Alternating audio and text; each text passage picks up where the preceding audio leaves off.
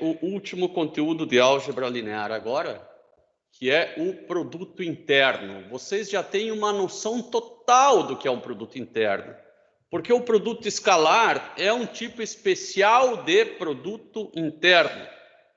O produto interno, ele pode ser feito também entre funções, considerando que funções sejam vetores, tratadas como vetores. Como a álgebra linear trata tudo como vetor, fica fácil de entender. O produto interno entre vetores no R2, ele é definido formalmente desta forma. Você poderia inventar o que você bem entendesse e chamar ele de produto interno, desde que ele passe nos 8 axiomas. Associatividade, elemento neutro, tudo aquilo lá. Mas aqui nós temos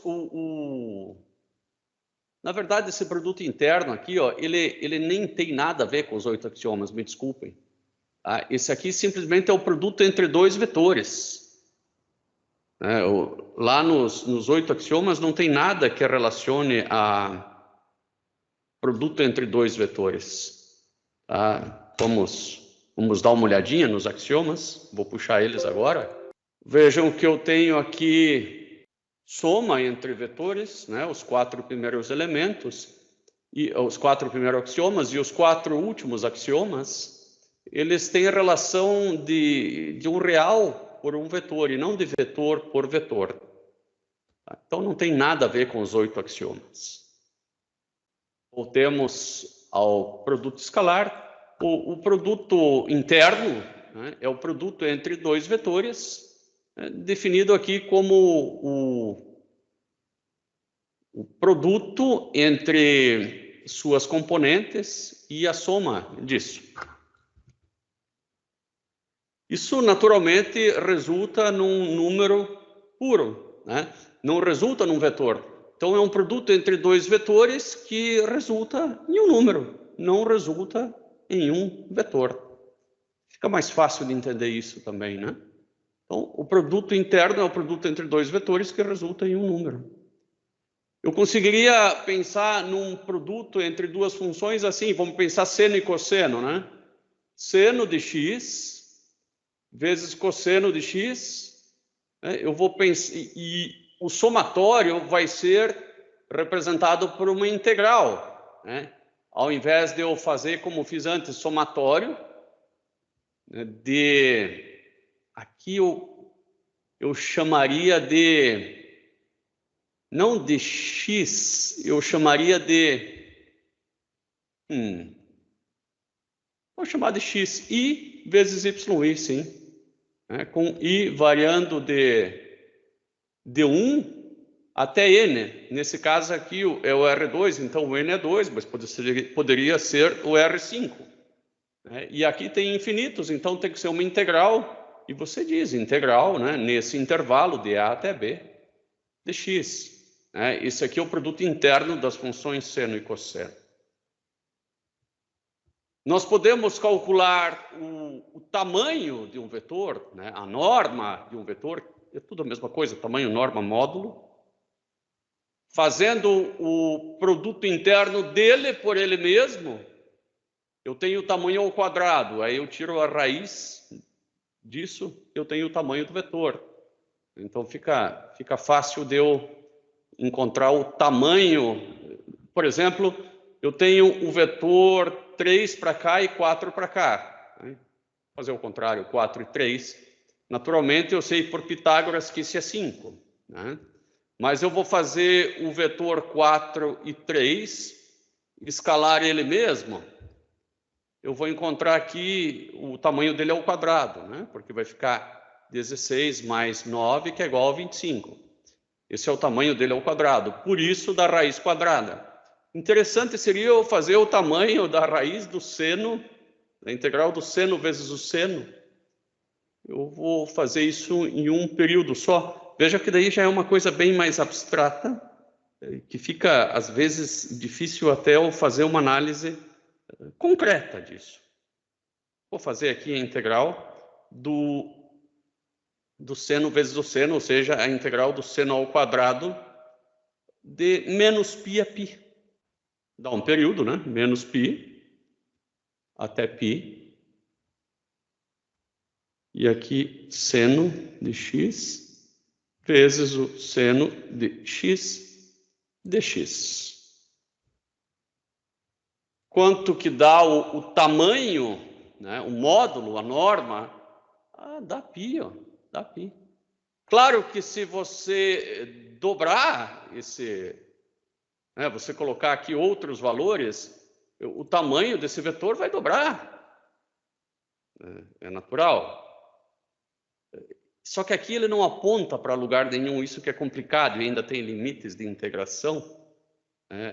Não é tão simples. Mas você também pode aplicar esse conceito de norma do vetor. Engraçado é você achar o ângulo entre dois vetores, né? Entre duas funções. Entre dois vetores é tranquilo, né? Por exemplo, eu quero achar o ângulo entre... Lá em GA nós fazíamos muito isso. Eu tenho um vetor aqui, eu vou pegar esse vetor aqui de novo, 4 e 3. E vou pegar o vetor aqui, 2 e menos 2, né? Qual que é esse ângulo θ aqui? É só fazer o produto escalar dividido pelos módulos. Eu vou fazer isso agora. Eu tenho o cosseno do ângulo, né? Lembra lá do... Então, o cosseno de θ é igual a 4 e 3. Esse é o produto escalar dos dois. Olha, vai retornar 2, vai retornar um número. Não é 4 vezes 2, 3 vezes menos 2. É 4 vezes 2 mais 3 vezes menos 2. É o produto escalar. Tudo isso aqui eu vou fazer dividido, né, pelo módulo desse, que é 5. Mas não custa eu usar aqui uma operação prontinha, ó. De qualquer forma, eu vou copiar esse cara aqui e vou dar uma olhada se dá 5, né? Vamos ver se é essa operação mesmo. Em vetores e matrizes é comum 2 riscos, porque um risco só significa determinante. Não que estaria errado, mas é mais usual colocar 2 riscos para verificar o módulo, né? Agora, tudo isso é igual ao cosseno de θ. Se eu quero saber o ângulo, eu tenho que colocar o arco cujo cosseno dá isso. E é esse 1,4 radianos. Eu vou escrever um DEG aqui, ele vai mudar para graus. 81 graus, né? E tem cara mesmo, de quase 90, 81 graus. Agora, se eu tenho funções, por exemplo, qual que é o ângulo da função seno com o cosseno? Agora vai ficar difícil, né? Eu vou fazer também, vou fazer todas num período, né, de menos π até π. Aqui é o produto escalar, tenho que fazer vezes cosseno. Dividido, agora pela integral do seno vezes a integral do cosseno. Vou copiar esse cara aqui. Vou fazer assim, eu vou dar uma de malandro aqui, ó.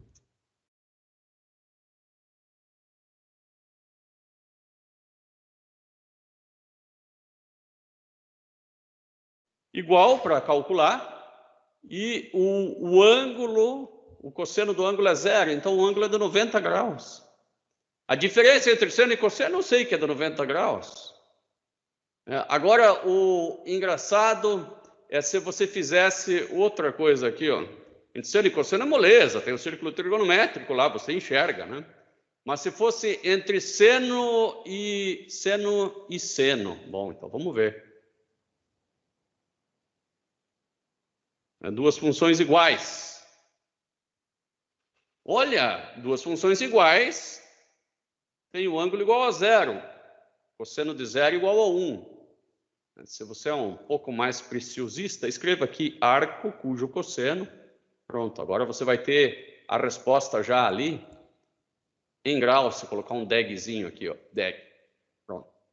Vezes 10 a menos 6, eu vou mudar essa formatação para que apareça umas duas, né, 3 casas depois da vírgula. Bom, e se fosse seno de outra coisa, se fosse seno de 2x, né, então, um dos dois vetores tem 2x aqui, ó. Beleza, 90 graus. Essa eu garanto que é difícil. Você pode até fazer um gráfico que você não vai achar onde está esse 90 graus aí, ó. Vou fazer do seno e do cosseno. Quanta coisa abstrata, né? Então, eu tenho o seno e o cosseno. Eu até consigo ver uma diferença aqui de 90 graus entre eles, tal. Consigo acreditar. Vou fazer de menos π a π. Eu consigo acreditar que tenha 90 graus de diferença entre os dois, né? Mesmo porque esse número aqui dá 1,5 e dá 90. Bom, mas e entre seno de x e seno de 2x? Você não consegue ver mais nada, nem tem nem como ver alguma coisa, porque a frequência de um é diferente da frequência do outro. Então as coisas já são muito mais abstratas. Por serem abstratas, não quer dizer que não existam. A gente só não consegue representar nas nossas 3 dimensões, as quais nós estamos limitados. Somos criaturas de terceira dimensão. Quem sabe uma criatura de 10ª dimensão consiga ver isso com mais facilidade. Mas vamos ficar na nossa terceira por enquanto. Então nós temos aqui a definição do produto entre 2 vetores. E ele tem 4 axiomas para ser respeitados, que não são nenhum daqueles 8 que nós já vimos lá dos espaços vetoriais. Para ser um produto entre vetores, U vezes V tem que ser igual a V vezes U. Produto V mais W tem que ser igual a UV mais UW. O alfa, apenas em um dos vetores, joga o alfa para fora. Se tivesse alfa aqui e alfa aqui, seria alfa ao quadrado aqui. E o produto escalar do mesmo vetor, dele por ele mesmo, vai dar o módulo dele ao quadrado. Então, ele tem que ser sempre maior do que zero, salvo que esse vetor seja o próprio zero. Então, aqui nós temos novos axiomas para o produto entre 2 vetores, que aqui nós estamos chamando de produto interno, que nós sabemos que, na prática, entre vetores com setas, vão ser o produto escalar. De maneira mais genérica, é chamada de produto interno. Aqui nós temos a definição do produto interno entre 2 funções. O produto interno de matrizes é muito fácil, Pega o 1 vezes esse, mais esse vezes esse, mais esse vezes esse, mais esse vezes esse. Bastante intuitivo esse produto interno. Entre polinômios, você tem os graus aqui, Você pega só os coeficientes, e tudo isso aqui vai retornar um número. Vai retornar um número. Tá? O produto entre 2 vetores, ele gera um número. Tudo isso aqui vai gerar um número. Tudo isso aqui vai gerar um único número, tipo 12, um número. Por isso que produto escalar me parece que soa bem, porque vai gerar um escalar. A norma de um vetor nada mais é do que o comprimento, nós já vimos, é tranquilo. E a norma tem algumas propriedades um tanto óbvias. Ela precisa ser maior do que zero.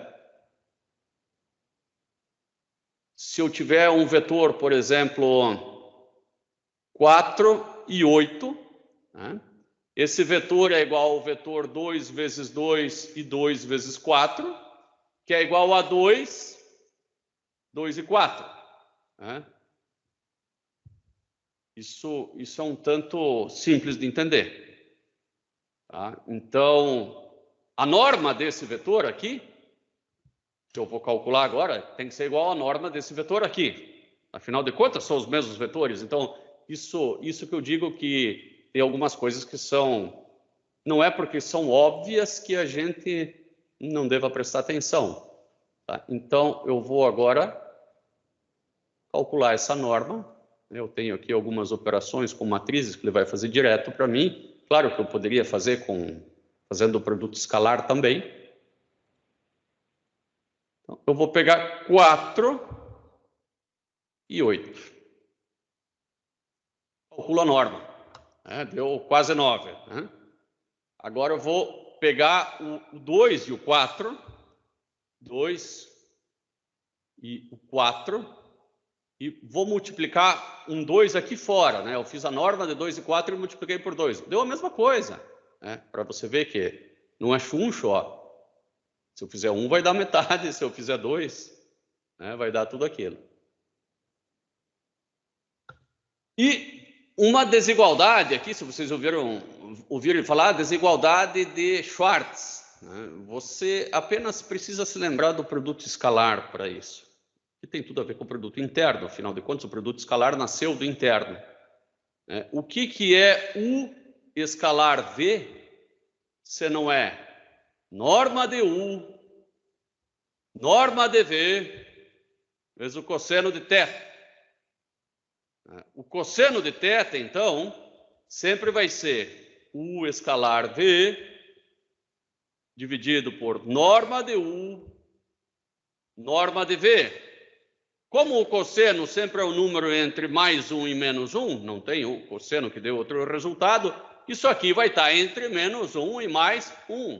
Está resolvido o teu problema. Então, são 3 propriedades bastante simples de serem compreendidas.